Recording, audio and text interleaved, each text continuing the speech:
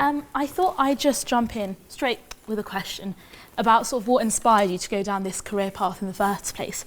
So I know you won a competition with Select Model Management and you were actually entered by a friend. Yeah. So was modelling ever on the radar for you in childhood or adolescence, or was it literally just an opportunity you stumbled upon? Exactly that, an opportunity I stumbled upon. I never thought about it whatsoever. So I probably shouldn't really say this, but I didn't really enjoy university. If I'd come here, I might have enjoyed it a little bit more.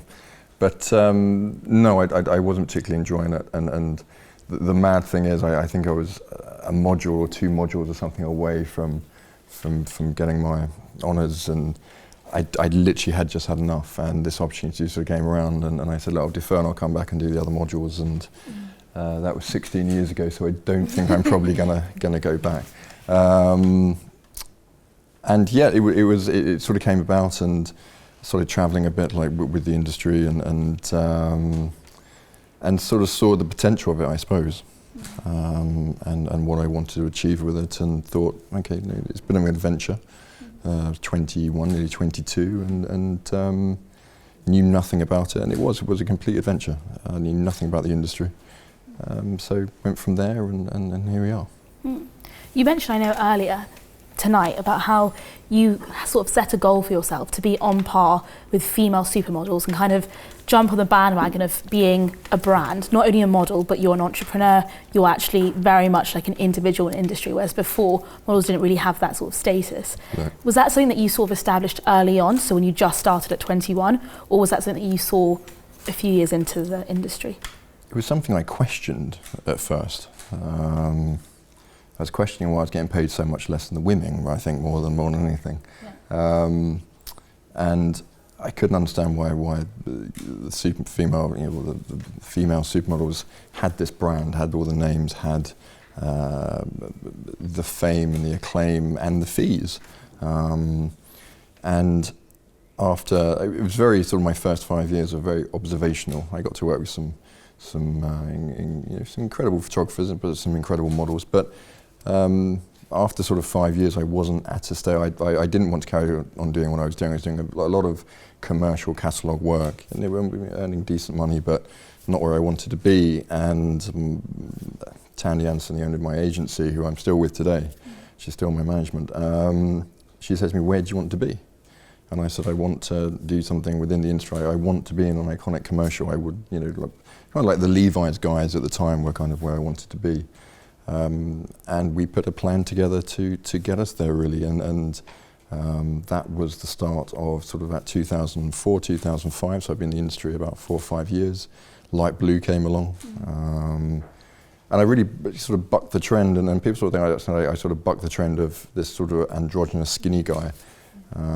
However, I was never really a skinny guy. I was never really fitted in. The amount of shows that I got sent away from, the amount of castings I got sent away from being too big for the clothing was quite extraordinary. And everyone was sort of said, you need to get skinnier, you need to get smaller. And I went the opposite way and got bigger and went to the gym more and played more sport and became bigger. And then that's exactly what Dolce and Gabbana were looking for. They were looking for this sort of more classical looking sort of model to fit their to fit their criteria of where they wanted to go with this part as the light blue guy. Obviously we didn't know how big light blue was going to be, but it was quite astonishing how he was like an overnight sort of success in many ways. And then we had to re-strategize from there, and bringing PR and then sort of public relations, and say where we wanted to go from there. So people sort of think that me having a line at M&S, my own clothing line, may have come about quite easily. That was a strategy putting about 2008, 2009, of my agency saying, where would you like? I said, I would like a clothing line. I see that's where I've kind of been in the business for long enough now, and I think I can sort of help design and creative direct. And then that's when we started that sort of 4 years ago. So there's always a plan. There's always a 5-year strategy behind everything. Because I've never understand people. I say to people now, I say, well, where do you want to be? And they say, I don't know. I say, well, how are you going to get there? And how are you? And I say, it's like a game of chess. You're positioning things all the time to get to where you want to be and what you want to achieve. Mm-hmm.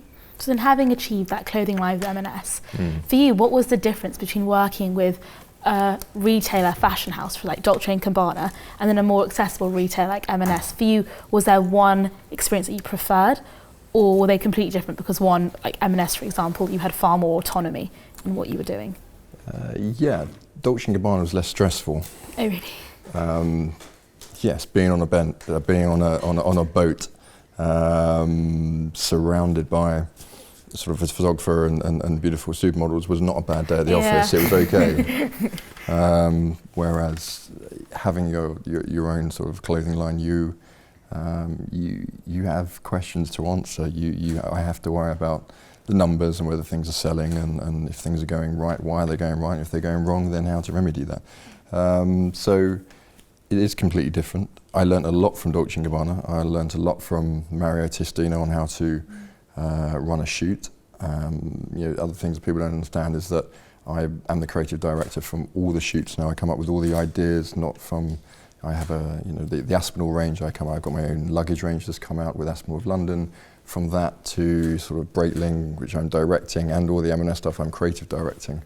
But I learned from those guys. They're the best creatives in the business. And if you see Dolce & Gabbana today, they have the final answer on every decision. They're still so, unlike any other sort of clothing brand or fashion house, they are still in virtually total control of their brand. And that's what I learned to do that. And then how to be on a set with the likes of Mario Testino or Mariano Vivanco it should be fun. We're very privileged to be in this industry, we're very privileged to be where we are. It should be a fun experience, and I've been on sets where they weren't a fun experience and you didn't get the quality, you didn't get the imagery. Where the sets now is I have a team that I literally take from set to set because I can trust them and I know we're going to get the results. And brands astonished that you can sort of enjoy that part of it and also get the results. And that's something I learned. But that's, I was never going to say, I want my own clothing line in 5 years into the business. I had to learn and I had to observe and hopefully I got to work with some of I did get to work with some of the best, and hopefully I'm putting that into practice now. Mm-hmm. So having been, for example, inspired by Mario Testino, what sort of ideals and values and designs did you want to input into your fashion line with M&S? Like when you had like that clean drawing board of being like, this can be my project, what was sort of the criteria that you knew that would be something you'd be very proud of? Many things really. I mean, what I wanted to do, the main thing of everything I do is that I want to take on the luxury element, but make it affordable. So I'm never going to make something that is disposable.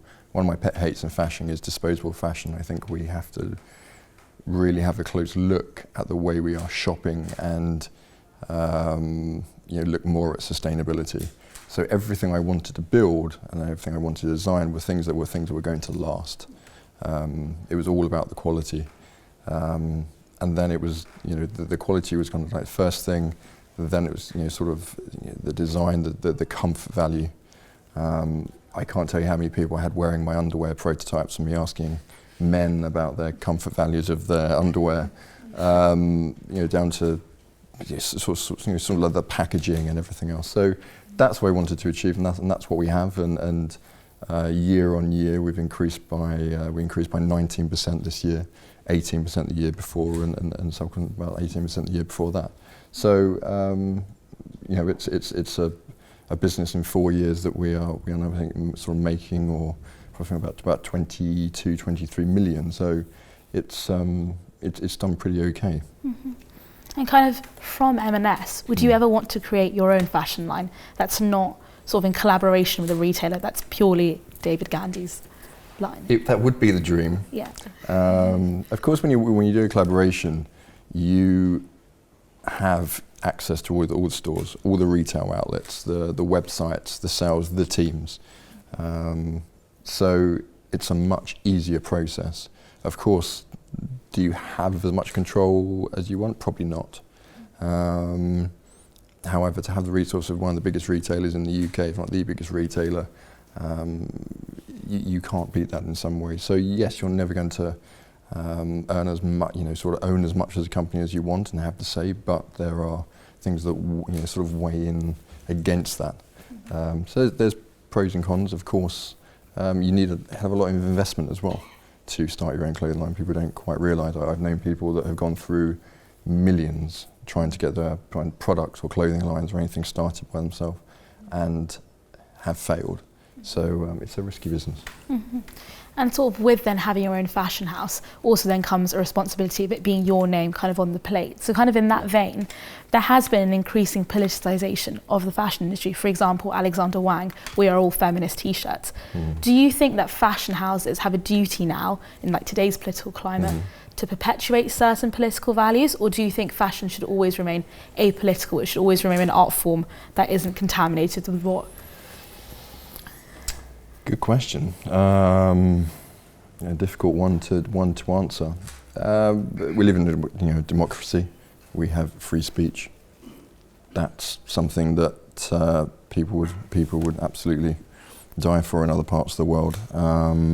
So people should, in some ways, be able to say what they want, and whether I think the fashion industry has sort of taken over from other industries that did, like the music industry. I think was made political statements all the time within music, and I think maybe that's been deadened a little bit from commercialization of music and manufactured bands and the rise of sort of pop music and everything else. So I think sort of fashion has in some ways. So I mean, am I against it? Not really. If someone wants to make a point, it's something they believe in as a designer. They should do. Doesn't mean you have to follow it. Doesn't mean you have to buy it or support it. As a designer, you are putting your head on the block a little bit by doing it. You can alienate yourself, and the views are very, very strong with politics. I always say, don't mention two things: politics and religion, which I never do because there are such strong views about it. So, from my point of view, I wouldn't. And I don't, because I do think that in some ways fashion should be, want of a better word, should be fun. It should be that side of it that you enjoy and is away from that sort of political arena and the stresses of life and politics and views. But that's up to the individual designer. And then kind of in that vein, fashion houses now, sort of more than ever, are becoming called under scrutiny for cultural appropriation. Where do you think the line is between designers celebrating and being inspired by the cultures and then causing offence? It's the new in phrase, I think. It's again, just by saying one thing here, what I could say is the views are going to be so strong one side or another. If you are, you've kind of hit the nail on the head, if you are celebrating a culture, and if you're a fashion brand and you are celebrating whatever, let's say American Indians, if you're celebrating that and you're inspired, your line is inspired by the Native Americans, then yes, then do it. However, if you're going to walk down your runway, then maybe you should choose Native Americans to do that, and choose people that they have part of that culture within their blood.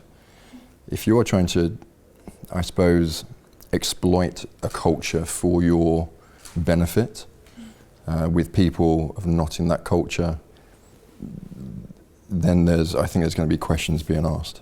There was, and I can't remember which brand that did it, but they, one of the shows came down and all the models had cornrows, or I think it was cornrows. I'm not quite sure. I can't remember. But it was white community, white girls with cornrows in their hair. Now, nothing wrong with cornrows. nothing wrong with celebrating that culture, but why not choose 20, 50 of the best, most beautiful black girls from that culture who already have cornrows, who already had that hair to walk down, and no one's going to criticise you. So yes, I think though it's gone a little bit far when we're talking about, another example was when I think there was a girl who went to a prom. She wasn't famous in America, and she wore a dress inspired by sort of like Japanese style or Chinese style. And a lot of people jumped on her for being sort of inappropriate, culturally inappropriate, which I didn't really agree with. And as she said, I walked into a shop. It was a vintage store. I saw this beautiful dress, which I love. It was a Japanese or Chinese culture and that style of dress, and I wore it, and I didn't realise I was going to insult anyone. And I didn't think she was insulting anyone. I think she was, in many ways, celebrating that culture and saying how incredible it is. She wasn't exploiting it. I don't think she wasn't benefiting it from any way. So I think we've gone maybe a little bit too far, and this is social media, for that allows people to sort of have this sort of of being able to comment and being able to sort of really sort of go after someone when maybe there's a fine line between sort of saying, yeah, that wasn't appropriate. And it's also educating people. This is a very new phrase we are using. And some people may not realise that they are taking something from a culture, something that to that culture is a religious symbol, but they are using it for something in fashion, and they just do not realise. And there's a way of explaining that without getting so angry. And I think this is the thing at the moment in life and with social media, is everyone is very angry and they can't wait to find something to pick about someone. We're living in a world now which is very almost like gladiatorial kind of Colosseum, and these people are in there, and they're we might not be doing it ourselves, but we're enjoying watching sort of this anger and this sort of hatred kind of going on. So in many ways social media is great. It does explain sort of situations and educate people, but there are some bad factors as well. So I think it's good that it's brought certain things to the people, to fashion, and if they are exploiting it in the wrong way, to be for it to be talked about. But it's for it to be talked about, not sort of lambasted and sort of this anger all the time. And kind of on the topic then of social media, now more than ever there are Instagram pages where people are able to express their outfits, their makeup choices, etc. Do you think those pages are good in sort of inciting people to express themselves publicly, to explore different aspects of fashion they wouldn't have access to or know about? Or do you think these pages are more likely to make people follow a trend, follow a fad, and make them conform to what they think is like a conventional beauty standard because that's the Instagram way? You've kind of argued it yourself in some ways there. It's yes, people. We have access to now. And I'm talking in the fashion industry. Access to so many images from so many articles, from editorials, and pictures for individuals. There is so much. So people, I think, are a little bit overwhelmed sometimes by the amount of imagery that we're actually seeing. Whether that is leading to individuality is not, individuality is an argument that I'd probably say we're not. I think actually everyone is following trends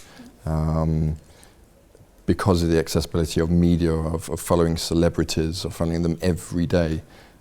So when people immediately they see sort of a famous face or a famous fashion house with that, the next day they are in that clothing to either emulate those people, to be with them, and people are following. Where if you didn't have that access, if you didn't have a Vogue or you didn't have a Vogue Homme or something, you weren't from the fashion industry, you didn't have that access. Back many days, we're back to the days of 5 TV channels and no internet, and so you had to create ideas yourself. You were you were being individuals. And Britain was very good at that. If you think of, we sort of had, Carnaby Street and the punk era and all those different things, and we very much started so many trends within fashion.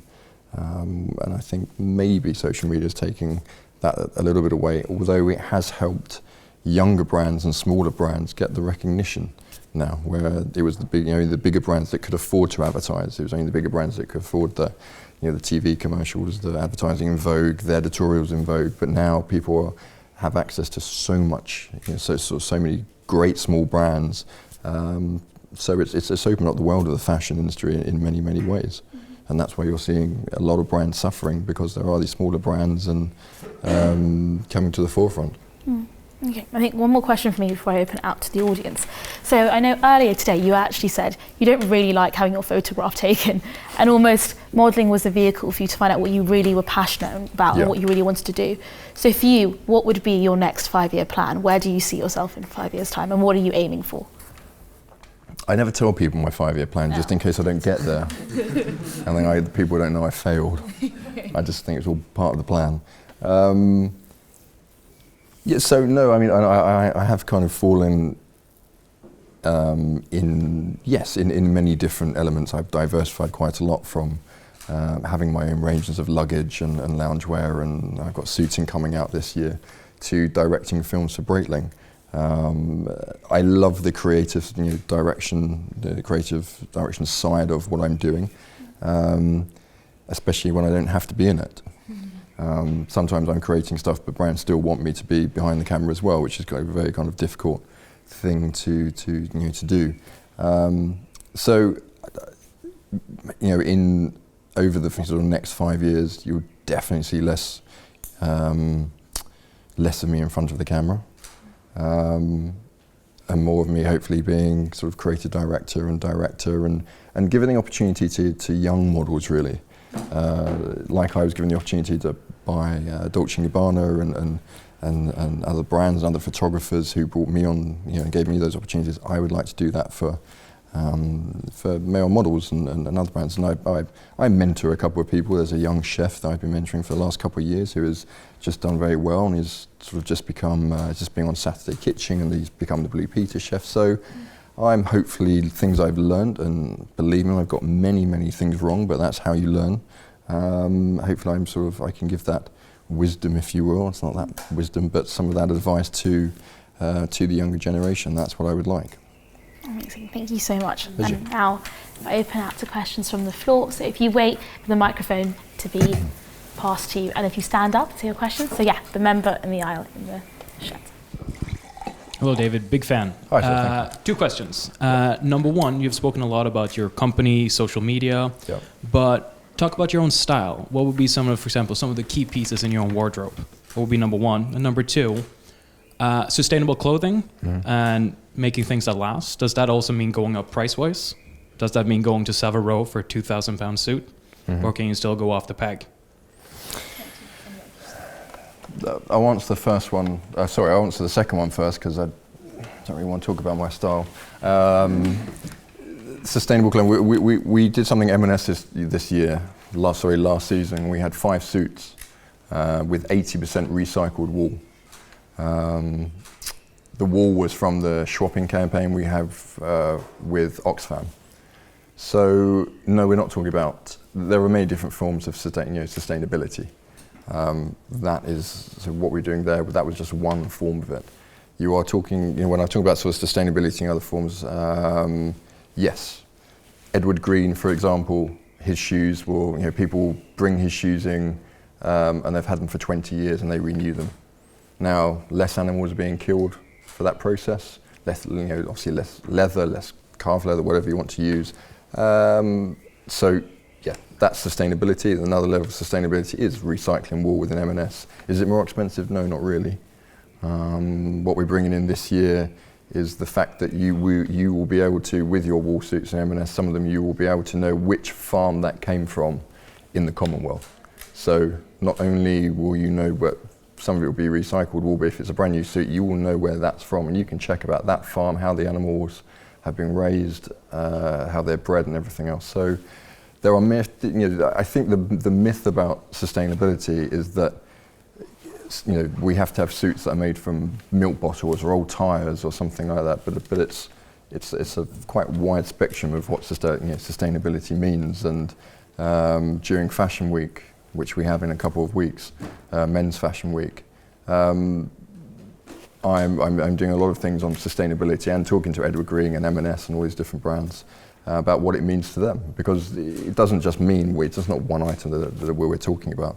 And whilst we're doing that, I'm working with Jaguar to actually, we're doing a zero emissions fashion week. So we are driving around, and I thought it was quite strange. We talk about sustainability, and then we are in Fashion Week, and we're all driving around in V8 Mercedes limos with one person in the car, which I always thought was a bit hypocritical. So what we are doing is a zero emissions fashion week, which I think could be quite interesting to do.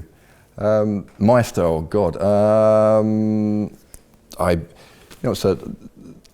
think people probably think I have a lot more clothing in my closet than I actually do. I believe in investing in pieces. I have one drawer that is white t-shirts. I wear so many white t-shirts, and actually when one shop stopped making the t-shirt, actually went bust, I managed to find them somewhere else, and I bought 25 of these white t-shirts.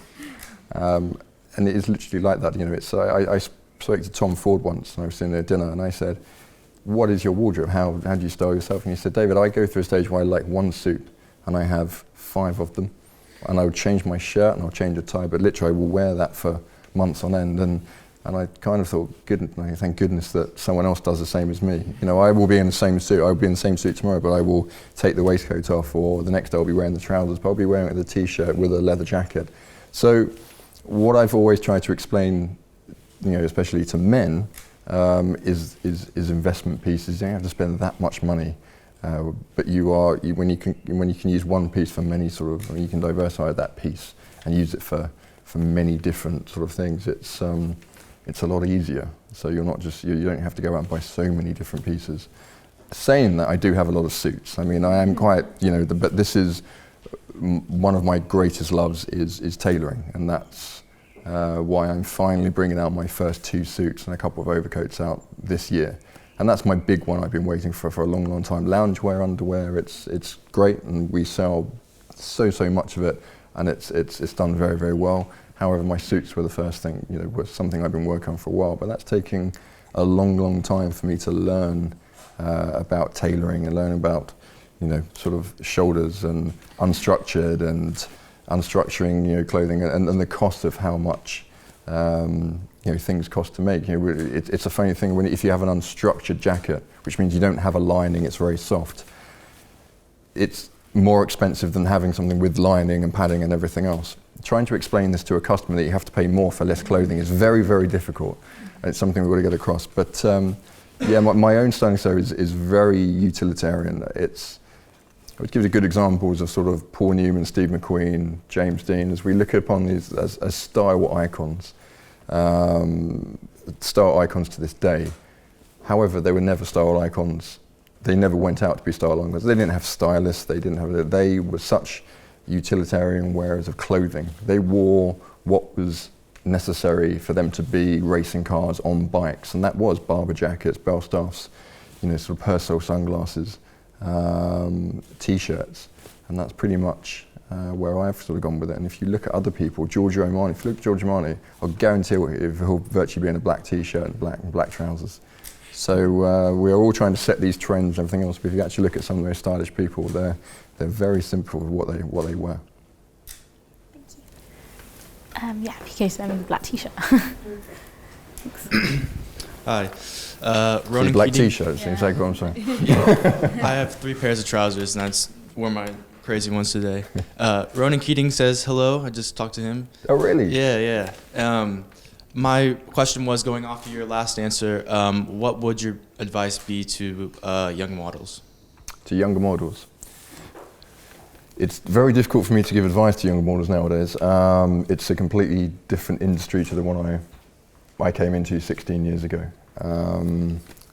We have seen this huge change from having to have agencies and managements and whatnot to pretty much building your own brand by social media.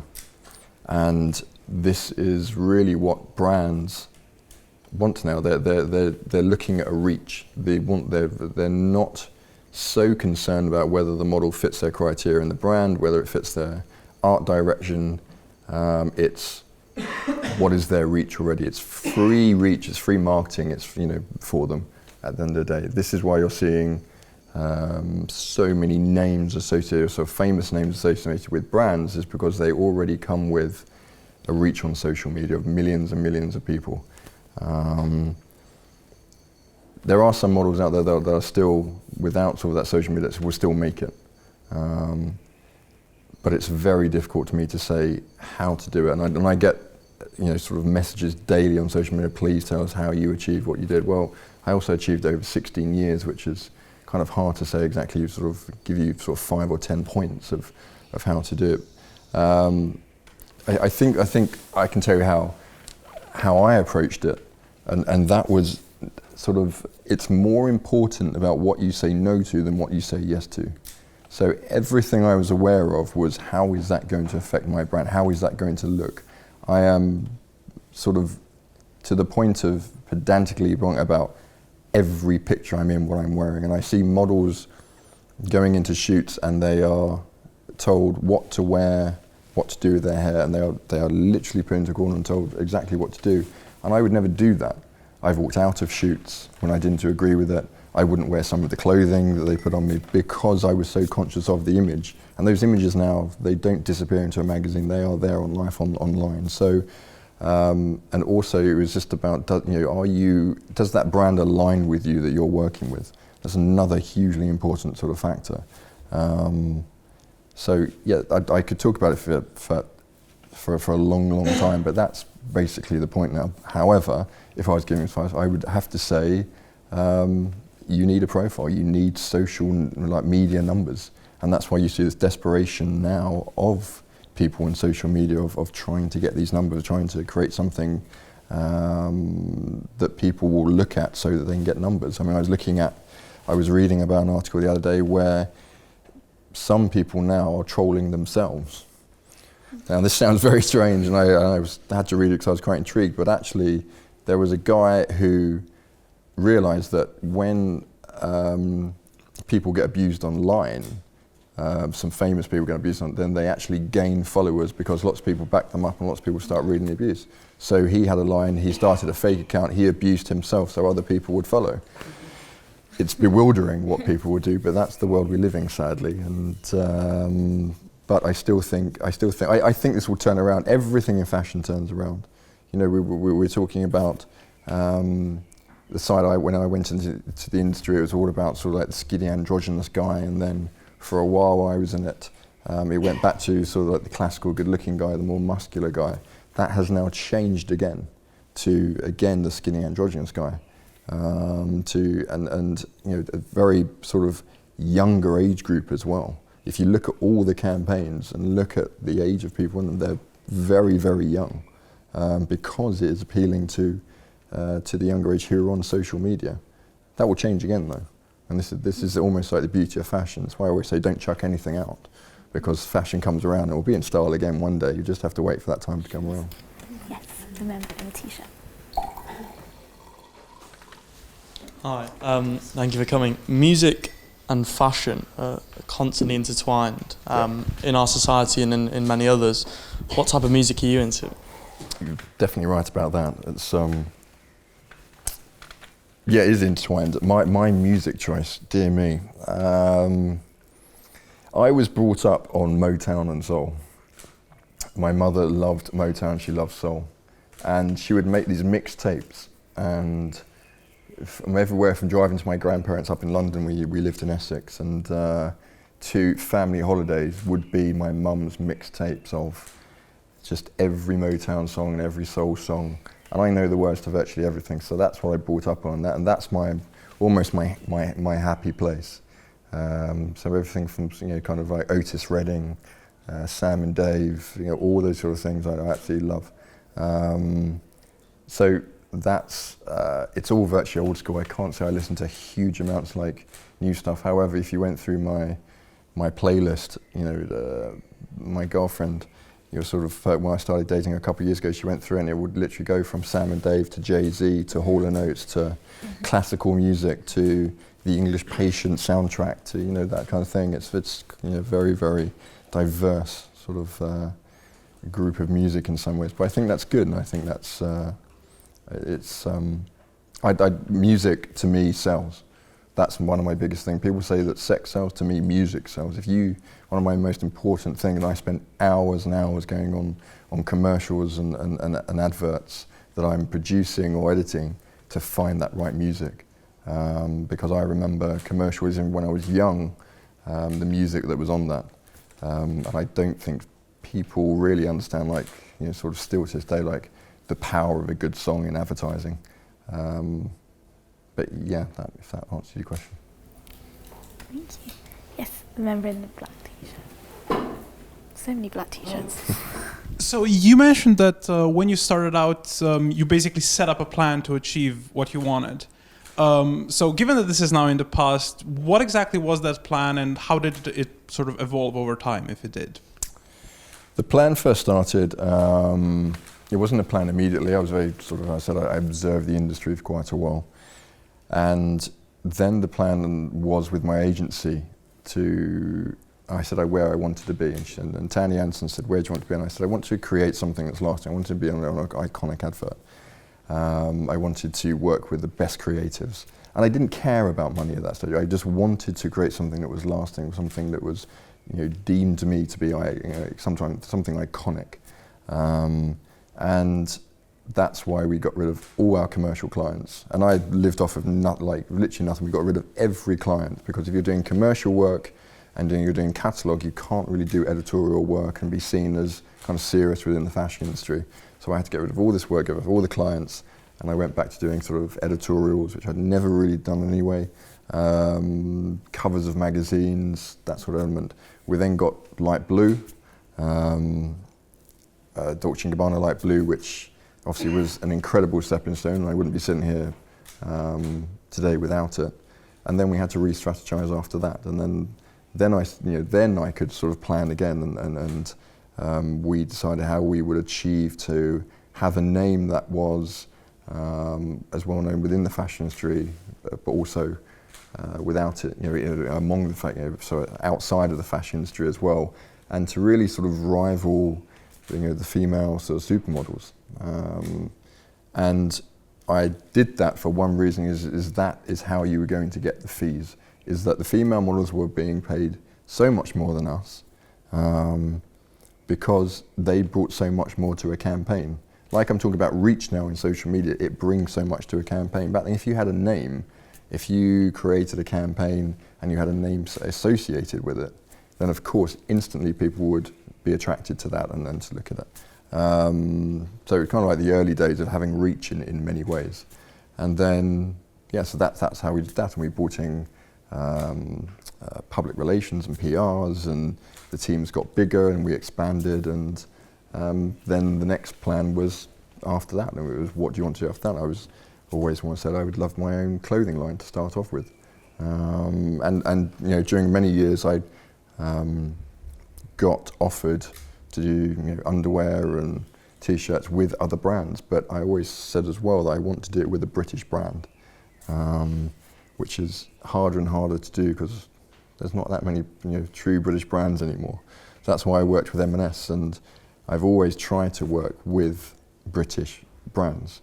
I'm a big advocate of this country. I love the country I live in, and I don't think we shout about enough about what we do well in this country. But fashion is one of them. And if we are talking about how what's happening after Brexit and all these different things. Well, the one way people can do that is buy British. More time than ever, is we all need to support our brands and support our fashion industries and our car industries and everything else. And that's the one way we can all help build this country up. So that's why I worked with Aspen of London. It's why I work with Jaguar. It's why I work with M&S. It's why I invest in small startup companies, small London Sock Co company. It's something I invested. Larry King. We've just opened a hair salon together because these are young British brands which I believe in investing in. So after after sort of having my own clothing line, I then had a plan to invest in younger startups as well. So then that's the plan, and where the next 5 years will lead, I'm not quite sure. Thank you. Yes, the members. Hi there, thank you for your talk. I just wanted to ask really whether, because it's well documented that women in the fashion industry face a lot of pressures and may develop eating disorders and the like. I just wondered if you thought those pressures applied equally to men and women. And sort of as a second question, I feel like recently there's a movement towards strong being desirable as opposed to skinny. And I wondered if you thought that played out in high-end fashion as well.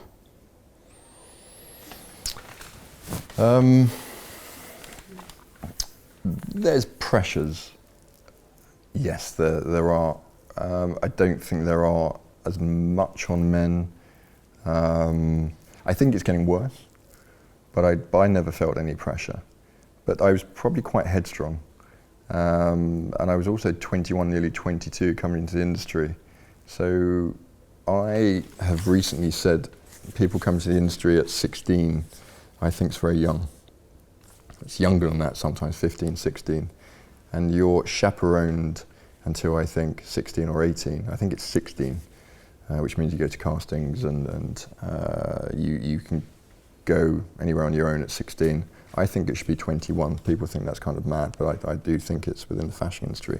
And I do think there's too many pressures and people putting pressure on younger. I have seen it personally. I've dated female models and I've known what agencies have said to them about losing weight.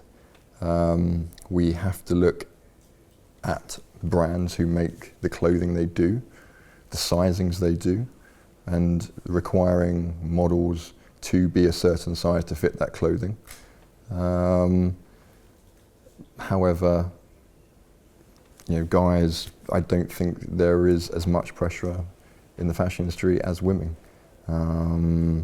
I've been chucked off of, I was cancelled from a Hugo Boss suit. I was literally taken off the runway before walking up because I couldn't fit any of the clothing. And I don't think I'm a freak. I don't think I'm like, freakishly big or anything. And that was Hugo Boss. But it's, I wasn't really worried. I kind of laughed it off. I wasn't particularly worried. However, that would affect a younger person sorry, a lot more. I don't know if that answers your question or not. And so what was your saying about being strong? Sorry. Yeah, about in recent times, strong being more desirable than skinny.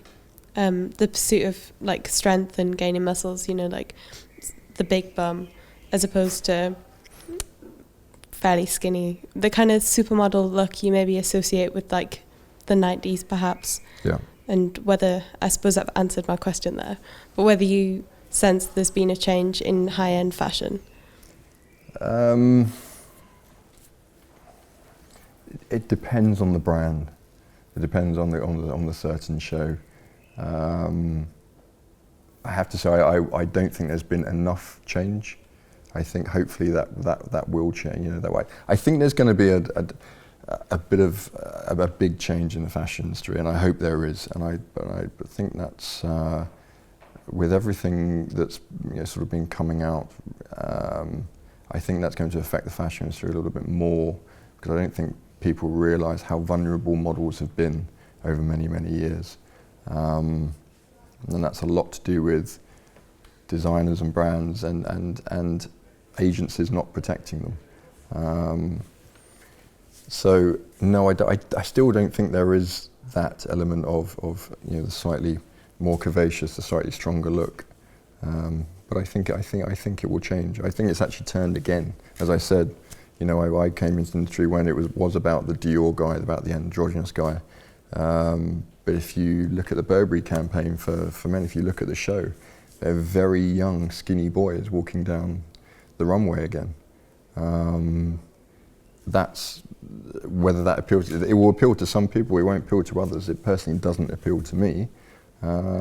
So I'm not going to be able to fit into a Burberry suit or a Dior suit or something else. So that's why I have to shop elsewhere. But that's why we have all these brands, and this is why people can sort of vote with their feet. And if they don't agree with what some brands are doing, then go and shop elsewhere.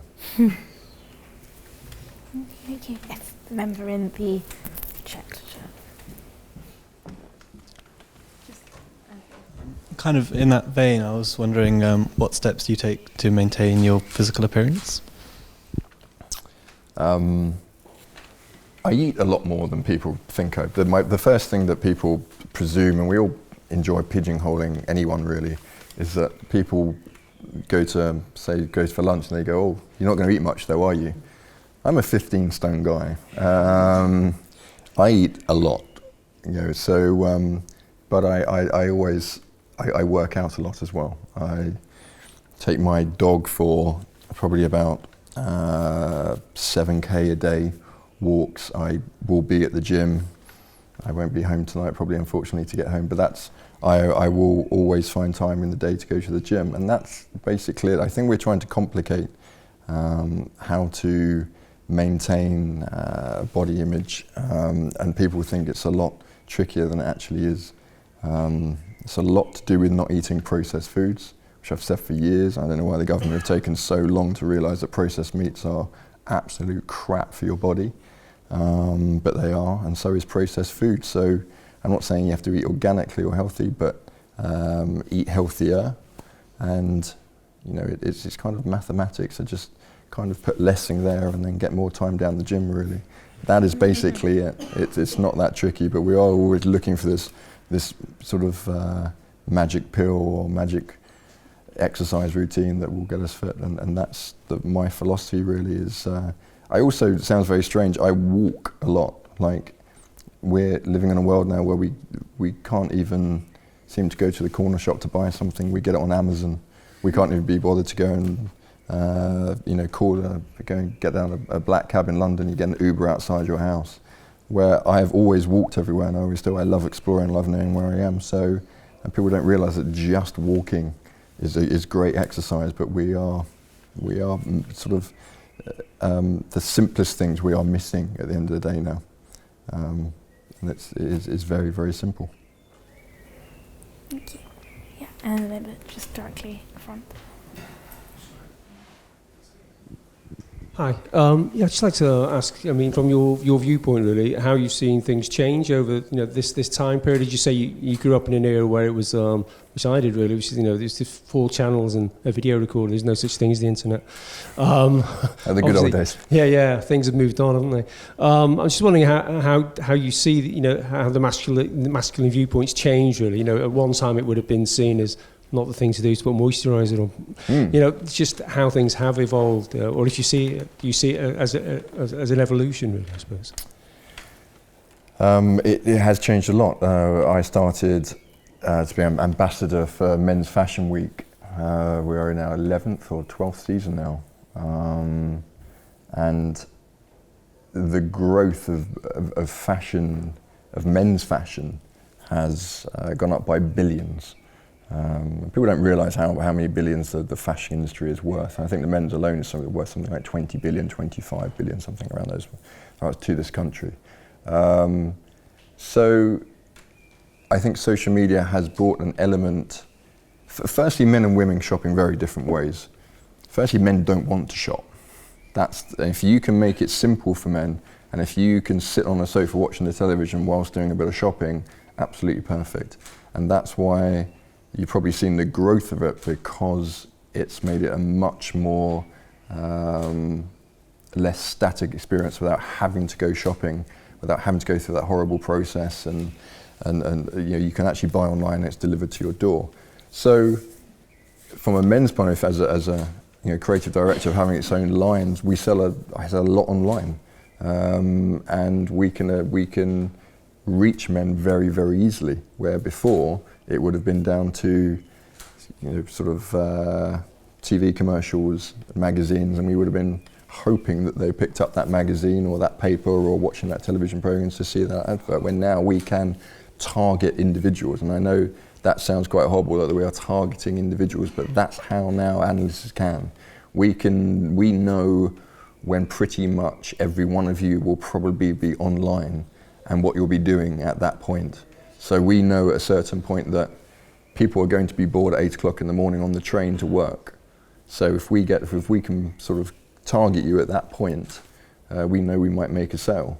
And that's how sort of analytical it's kind of got now, where before we didn't have all this information. So yes, we've seen the side of that. To my point of view, I think social media has dumbed down the creativity of advertising a little bit. I've always loved advertising, the process of it, how you reach people and everything. And I think this has kind of been lost now. I do wonder where, I remember iconic commercials, and I remember iconic campaigns, fashion campaigns, editorials. I used to collect magazines with these editorials in because I kept them because I wanted to keep them.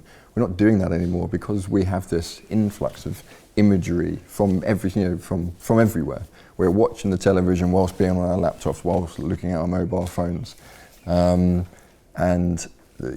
seems to be, I think, a dumbing down of creativity in some ways. And I think we've had many years of collectors' books of these great photographers and great campaigns in the fashion industry.